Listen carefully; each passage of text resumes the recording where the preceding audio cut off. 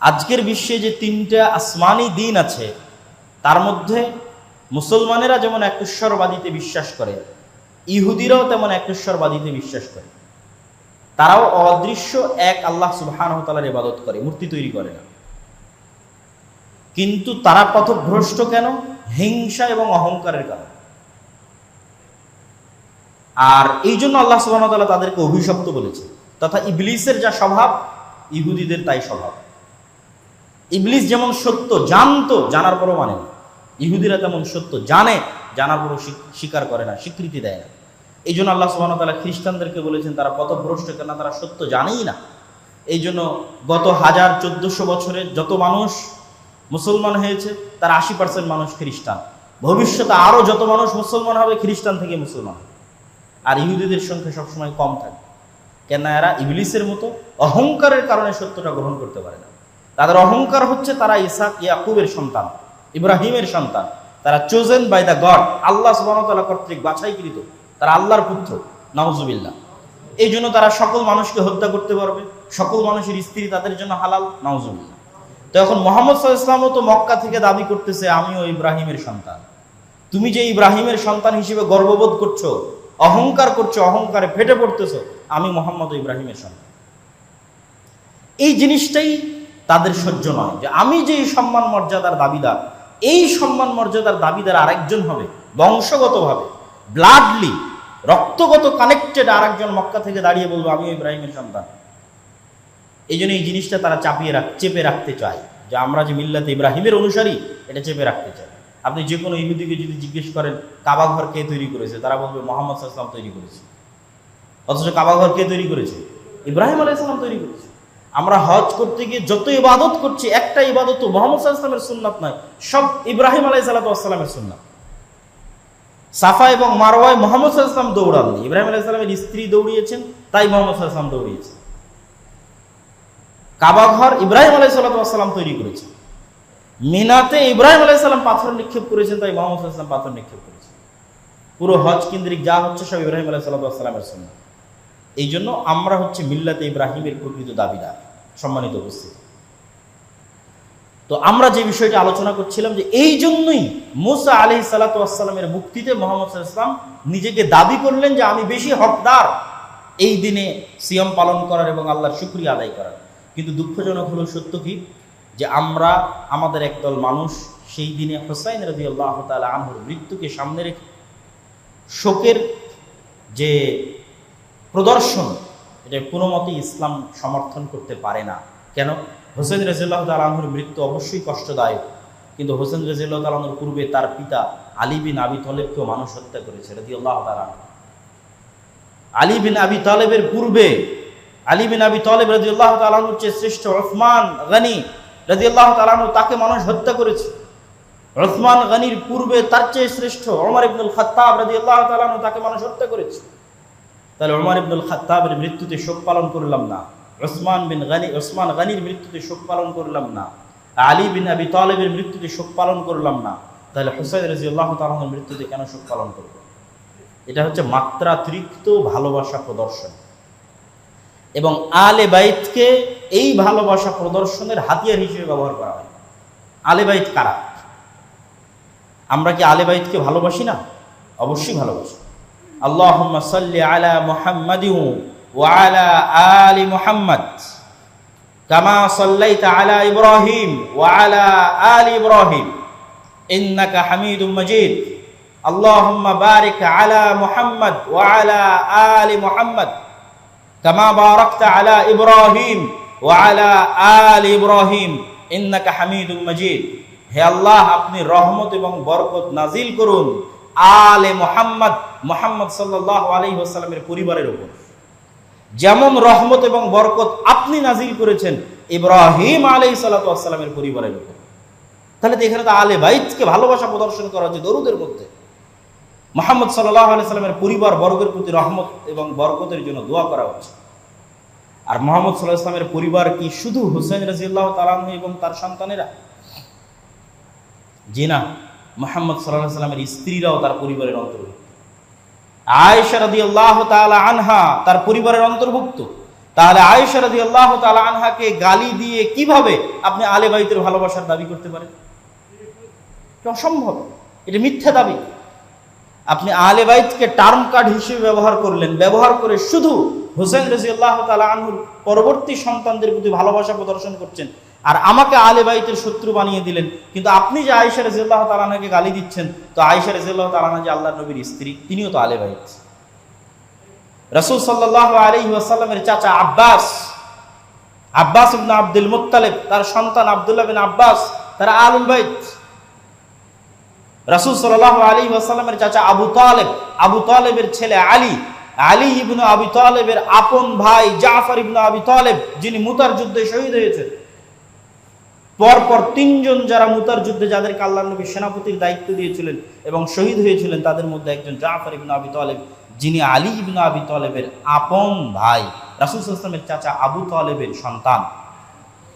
তার পরবর্তী সন্তানেরা কি আলুল বাইত নয়? তারাও আলুল বাইত।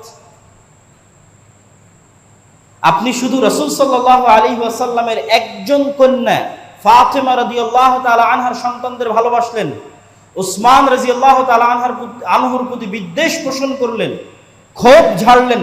তো উসমান রাদিয়াল্লাহু তাআলা আনহুকে আল্লাহর নবীর কন্যাদেরকে বিবাহ করেনি? শুধু কি আলী রাদিয়াল্লাহু তাআলা আনহু আল্লাহর নবীর কন্যাকে বিবাহ করেছিলেন? আল্লাহর নবীর কি শুধু একটি কন্যা ছিল, ফাতেমা রাদিয়াল্লাহু তাআলা আনহা? তাহলে ফাতেমা রাদিয়াল্লাহু তাআলা আনহা যদি আমার ভালোবাসার পাত্র হয়, ফাতেমা রাদিয়াল্লাহু তাআলা আনহার স্বামী আলী ইবনে আবি তালেব যদি আমার ভালোবাসার পাত্র হয়, তাহলে রাসূল সাল্লাল্লাহু আলাইহি ওয়াসাল্লামের আর দুই কন্যা রুকাইয়া এবং উম্মে কুলসুমকে বিবাহ করার পরেও উসমান কেন আমার বিদ্বেষের পাত্র রাদিয়াল্লাহু তাআলা আনহু? সম্মানিত উপস্থিতি, এই জন্য আলুল বাইতকে ভালোবাসার দাবি করতে হলে প্রকৃত এবং সত্যিকার ভাবে সেই ভালোবাসাটা প্রদর্শন করতে হবে সবার জন্য সমানভাবে।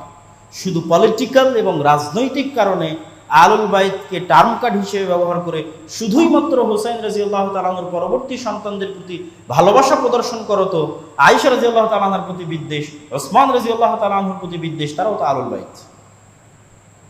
সম্মানিত উপস্থিতি, আসলে হুসাইন রাদিয়াল্লাহু তাআলা আনহুর প্রতি এই মাত্রাতিরিক্ত ভালোবাসা এবং তার সন্তানদের প্রতি এটি হুসাইন রাদিয়াল্লাহু তাআলা আনহুর কারণে নয়। এর সবচেয়ে বড় কারণ হচ্ছে ওমর রাদিয়াল্লাহু তাআলা আনহুর খেলাফত শাসন আমলে পারস্য সাম্রাজ্য ধ্বংস হয়ে গেছিল। আর এই সাম্রাজ্য ধ্বংস হয়েছিল সবচেয়ে বড় যে যুদ্ধে, সেই যুদ্ধটি হচ্ছে কাদেসিয়ার যুদ্ধ, যা ওমর রাদিয়াল্লাহু তাআলা আনহুর খেলাফত আমলে সংঘটিত হয়েছিল। যেই যুদ্ধে প্রধান সেনাপতি ছিলেন সাদ ইবনে আবি ওয়াক্কাস এবং পারস্যদের পক্ষ থেকে প্রধান সেনাপতি ছিল মহাবীর রুস্তম। তো ইসলাম আর পৃথিবীর যেখানেই প্রবেশ করেছে, সেখানকার মানুষেরা দিল ও জান থেকে, মন একদম অন্তরের ভিতর থেকে ইসলামকে কবুল করেছে। এত ভিতর থেকে ইসলামকে কবুল করেছে যে তারা ইসলামের ভাষাটাও গ্রহণ করে নিয়েছে।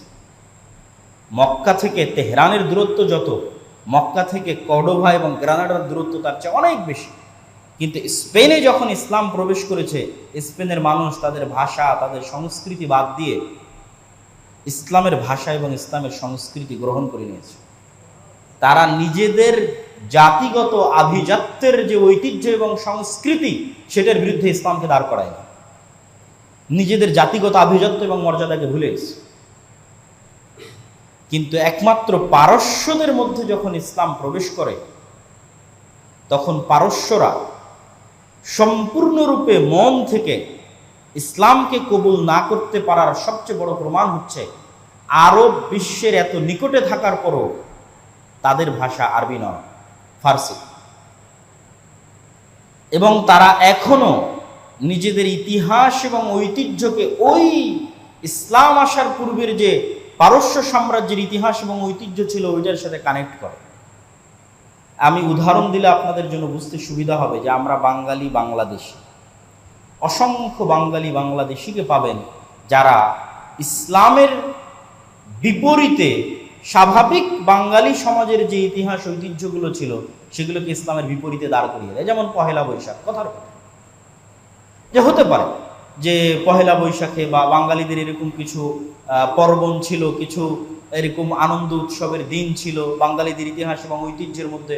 তা আপনি বাঙালিদের সেপারেট ভিন্ন ইতিহাস ঐতিহ্যকে নিয়ে যখন গর্ববোধ করবেন এবং সেটাকে ইসলামের বিপরীতে দাঁড় করিয়ে দিবেন, এটা শুধু আজ বাংলাদেশে হচ্ছে, ইরানে হচ্ছে তা না, এটা এখন আরব কান্ট্রিগুলোতেও হচ্ছে। সৌদি আরবেও এমন কিছু সেকুলার মানুষের জন্ম হয়েছে, এটা তুরস্কেও ঘটেছিল। এমন কিছু সেকুলার মানুষের জন্ম হয়েছে যারা ইসলামের আদর্শ এবং সংস্কৃতির বিপরীতে গিয়ে ওই জাহেলি যুগের যে আরব সংস্কৃতিগুলো ছিল, আমরা আরব, ওইটা আমাদের সংস্কৃতি, ওইটাকে নিয়ে এসে ইসলামের বিপরীতে দাঁড় করিয়ে দিচ্ছে। আসসালামু আলাইকুম কেন বলতে হবে? এটা তো মোহাম্মদ সাল্লাল্লাহু আলাইহি ওয়াসাল্লামের নিয়ে আসা ভাষা। আমাদের আরবদের সংস্কৃতি ছিল হাজার হাজার বছরের, যে আমরা সাবাহ আল খায়ের, সাবাহ আল নূর বলবো। তো কোন আরবদের সংস্কৃতি? ইসলাম আসার পূর্বেও তো আরবরা ছিল, তাদের সংস্কৃতি। একই ঘটনা তুরস্কেও ঘটেছিল ইসলামের খেলাফত ধ্বংস করার জন্য। উচ্চ শিক্ষিত তুরস্কের নাগরিক যারা ফরাসি দার্শনিকদের দর্শন কর্তৃক প্রভাবিত হয়ে, যে আমাদের তুর্কের যে ইতিহাস এবং ঐতিহ্য আছে, রোমানদের যে ইতিহাস এবং ঐতিহ্য আছে, আমরা কেন আরবি ভাষা ব্যবহার করব? কেন তুরস্কের ভাষা ব্যবহার হবে না তুরস্কে? এভাবে কিন্তু ইসলামী খেলাফতের পতন হয়। তো এই জিনিসটা অস্বাভাবিক কিছু নয় যে আমি এটা শুধু পারস্যদের উপর চাপিয়ে দিচ্ছি, ইরানের উপর চাপিয়ে দিচ্ছি, এরকম না। এটা অস্বাভাবিক কিছু নয়, হতেই পারে, কিন্তু এইটা কখনোই প্রমাণ বহন করে না যে আপনি পরিপূর্ণ ইসলামে প্রবেশ করেছেন। উদখুলু ফিস-সিলমি কাফা, আপনাকে পরিপূর্ণরূপে অন্তরের অন্তরস্থল থেকে পরিপূর্ণরূপে ইসলামে প্রবেশ করতে হবে। তো ওই পারস্যদের যে পরাজয়, এই পরাজয় এবং সাম্রাজ্যের ধূলিসাৎ, এটা সংঘটিত হয়েছিল ওমর রাদিয়াল্লাহু তাআলা আনহুর শাসনামলে। এই জন্য তাদের সবচেয়ে বড় শত্রু হচ্ছে ওমর ইবনুল খাত্তাব রাদিয়াল্লাহু তাআলা আনহু। তারা অন্তরে লালন করে, ওমর রাদিয়াল্লাহু তাআলা আনহুকে একজন শত্রু হিসেবে লালন করে। আপনি সাদ ইবনে আবি ওয়াক্কাসের নামে কোনো বিমানবন্দর, এয়ারপোর্ট না পেলেও অবশ্যই মহাবীর রুস্তমের নামে অনেক কিছু পাবেন। কিন্তু সাদ ইবনে আবি ওয়াক্কাস ছিলেন ইসলামের পক্ষের প্রধান সেনাপতি, আর পারস্যের পক্ষের প্রধান সেনাপতি ছিল রুস্তম, যেই যুদ্ধে তারা পরাজিত হয়। কাদিসিয়ার যুদ্ধে তাদের পরাজয় ঘটে। আর স্পেসিফিক্যালি হুসাইন রাদিয়াল্লাহু তাআলা আনহুকে ভালোবাসার পিছনে কারণ হচ্ছে পারস্যের ওই যুদ্ধে বিজয়ের পর, কেননা দাস এবং দাসীর যে প্রথা, এই প্রথাটা যুদ্ধের সাথেই সম্পৃক্ত। ইসলামে কোনো স্বাধীন মানুষকে স্বাভাবিকভাবে দাস দাসীতে পরিণত করা হারাম, এবং অতীত থেকে চলে আসা দাস দাসীকে বিভিন্ন গুনাহের কাফফারার মাধ্যমে, মুক্তি দেওয়ার মাধ্যমে ইসলাম দাস দাসী প্রথাকে কমানোর চেষ্টা করেছে। কিন্তু একমাত্র একটি সূরাত দাস দাসীর বাকি আছে, সেটি হচ্ছে যুদ্ধ অবস্থায়। যখনই কোনো দারুল কুফরের সাথে দারুল ইসলামের যুদ্ধ হবে, তখন যুদ্ধের মাঠে যারা বন্দী হবে তাদের বিষয়ে সিদ্ধান্ত নেওয়ার স্বাধীনতা ইসলামী রাষ্ট্রের থাকবে। চাইলে তাদেরকে মুক্ত করে দিতে পারে, চাইলে তাদেরকে দাস এবং দাসীতে পরিণত করতে পারে, যুদ্ধের ক্ষেত্রে যারা বন্দী হবে। তো এই যুদ্ধক্ষেত্রে বিজয়ের পর পারস্যের রাজার কন্যাও বন্দিনী হিসেবে ইসলামী খেলাফতে আসে, এবং ওমর রাদিয়াল্লাহু তাআলা আনহু নিজ সিদ্ধান্ত বলে সেই কন্যাকে হুসাইন রাদিয়াল্লাহু তাআলা আনহুর নিকটে পাঠিয়ে দেন, এবং পরবর্তীতে হুসাইন রাদিয়াল্লাহু তাআলা আনহুর সাথে পারস্যের সেই কন্যার বিবাহ হয়।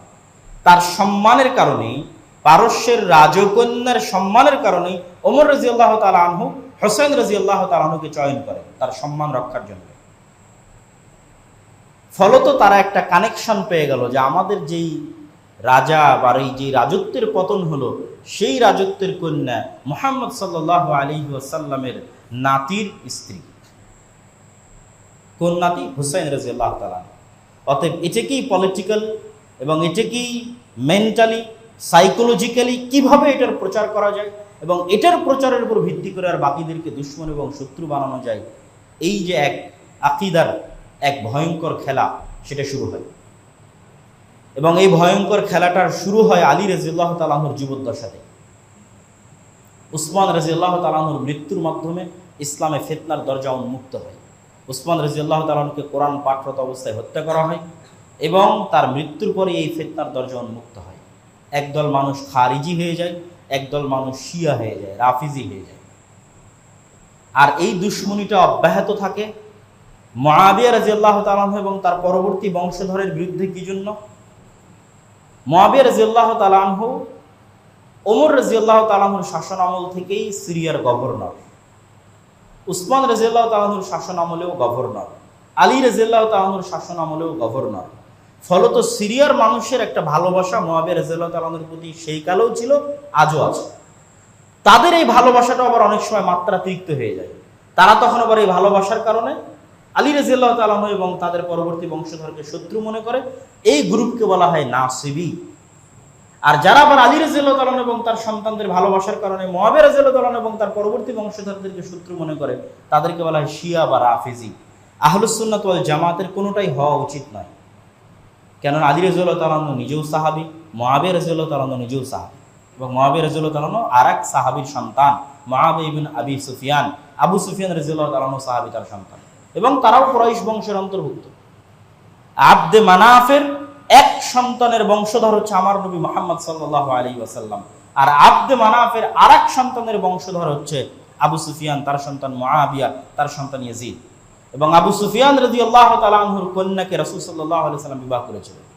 সম্মানিত উপস্থিতি, এই জন্য কাউকে কারোর শত্রু বানানো, সাহাবীদের মধ্যে কাউকে কোনো সাহাবীর শত্রু বানানো, এটা কখনোই আহলুস সুন্নাত ওয়াল জামাআতের মানহাজ বা আকীদা বা বিশ্বাস হতে পারে না। মুআবিয়া রাদিয়াল্লাহু তাআলা আনহুর একটা সিজদা যা তিনি রাসূল সাল্লাল্লাহু আলাইহি ওয়াসাল্লামের সাথে দিয়েছেন, তা আমার সারা জীবনের আমলের চেয়ে আল্লাহর নিকটে প্রিয় হতে পারে। এবং আমার এই বক্তব্যের একদম শেষের দিকে এসে আমি এতটুকু সারমর্ম আপনাদের সামনে বলে যাই যে আজকের আপনি খ্রিস্টানদের যে কোনো প্রতিষ্ঠান দেখবেন, এই প্রতিষ্ঠানগুলো তারা কাদের সম্মানে, কাদের নামে নামকরণ করছে। সব ঈসা আলাইহিস সালাতু ওয়াস সালামের সাথে যে শ্রেষ্ঠতম 12 জন হাওয়ারি ছিল, তাদের নামে তারা তাদের বিভিন্ন প্রতিষ্ঠানের, সেন্ট পল, বিভিন্ন প্রতিষ্ঠানের নামকরণ করছে এবং তাদেরকে সম্মানের সাথে স্মরণ করছে। ইহুদিরা মুসা আলাইহিস সালাতু ওয়াস সালাম এবং তার সাথে যারা ছিল, তার সহকারী, সহযোগী, তাদেরকে সম্মান এবং ভালোবাসার সাথে স্মরণ করছে।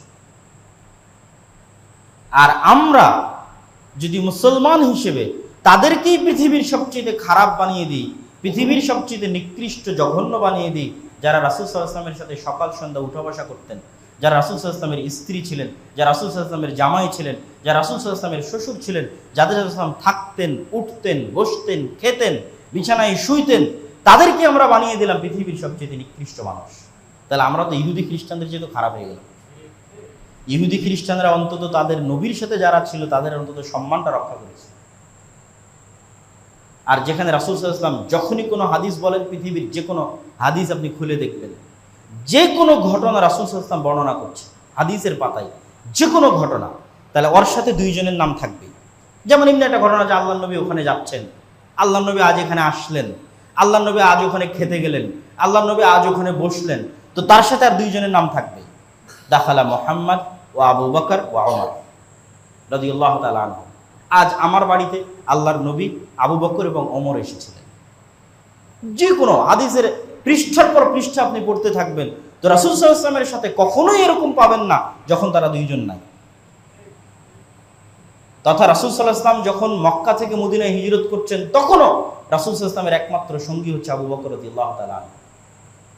তাহলে সেই আবু বকর রাদিয়াল্লাহু তাআলা আনহু, সেই ওমর রাদিয়াল্লাহু তাআলা আনহুকে শত্রু বানিয়ে আমরা কখনোই এটা দাবি করতে পারি না যে আমরা সঠিক ইসলামের অনুসারী আছি, এটা অসম্ভব। তো আল্লাহ সুবহানাহু ওয়া তাআলা আমাদেরকে এই যে 4টি হারাম মাস, পুরো বক্তব্যের যদি আমি আপনাদের সামনে সারাংশ পেশ করতে চাই, তাহলে আমরা যে মাসে অবস্থান করছি, যে মাস আসবে, তারপরের মাস, এই 4টি মাস, এই 3টি মাস হারাম, আর আলাদাভাবে রজব মাস হারাম। এই হারাম মাসগুলোর মধ্যে মর্যাদা এবং সম্মানের কারণে হারাম করা হয়েছে। মানুষ যেন মক্কায় হজ করতে যেতে পারে, এই কারণে হারাম করা হয়েছে। এর মধ্যে বড় বড় ইবাদত কি সংঘটিত হয়? হজ সংঘটিত হয়। এবং জিলহজ মাসের প্রথম 10 দিন পৃথিবীর শ্রেষ্ঠতম 10 দিন। তার মধ্যে বড় ইবাদত কি? আরাফার দিনের সিয়াম পালন করা, হজ পালন করা, কুরবানি দেওয়া, এগুলো হচ্ছে বড় ইবাদত। এবং এর অধিকাংশই হচ্ছে ইব্রাহিম আলাইহিস সালাতু ওয়াস সালামের সুন্নাত। আমরা মিল্লাতে ইব্রাহিমের দাবিদার হিসেবে সেটা পালন করি।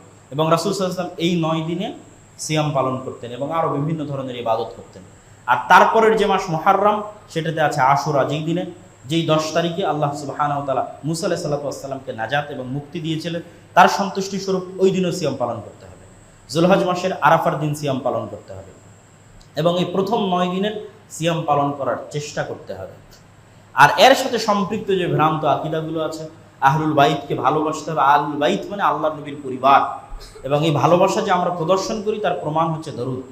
দরুদে আমরা আল্লাহর নবী এবং তার পরিবারের উপর দোয়া করি। এবং এই পরিবার মানে তার স্ত্রী বাদ দিয়ে নয়, তার চাচারা বাদ দিয়ে নয়, তারপরে শুধু এক কন্যার সন্তানেরা নয়, বরং আরও যে রাসূল সাল্লাল্লাহু আলাইহি ওয়াসাল্লামের কন্যা ছিল তাদের সন্তানেরাও এই আহলুল বাইতের অন্তর্ভুক্ত হবে এবং তাদের জন্য ভালোবাসা রাখতে হবে।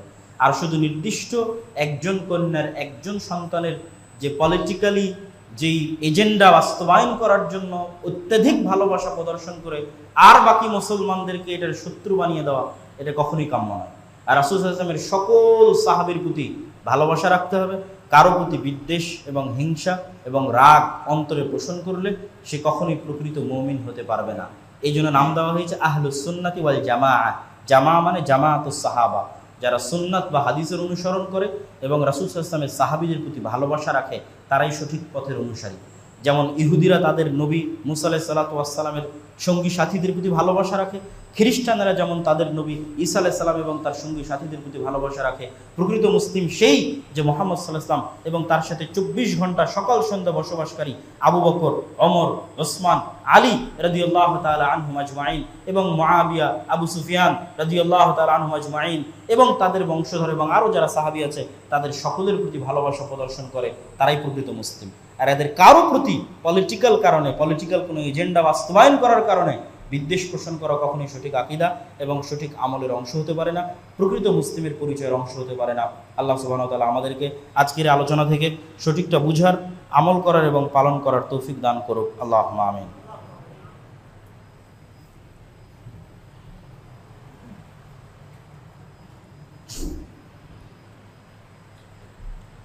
আলহামদুলিল্লাহি ওয়াহদা ওয়াসসালাতু ওয়াসসালামু আলা মান লা নাবিয়্যা বা'দা।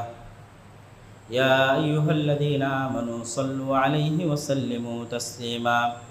আল্লাহুম্মা সাল্লি আলা মুহাম্মাদ ওয়া আলা আলি মুহাম্মাদ কামা সাল্লাইতা আলা ইব্রাহিম ওয়া আলা আলি ইব্রাহিম ইন্নাকা হামিদুম মাজিদ। আল্লাহুম্মা বারিক আলা মুহাম্মাদ ওয়া আলা আলি মুহাম্মাদ كما باركت على إبراهيم وعلى آل إبراهيم إنك حميد مجيد. ربنا ظلمنا أنفسنا وإن لم تغفر لنا وترحمنا لنكونن من الخاسرين.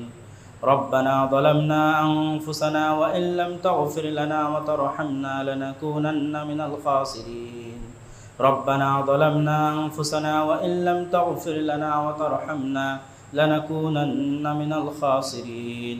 ربنا آتنا في الدنيا حسنة وفي الآخرة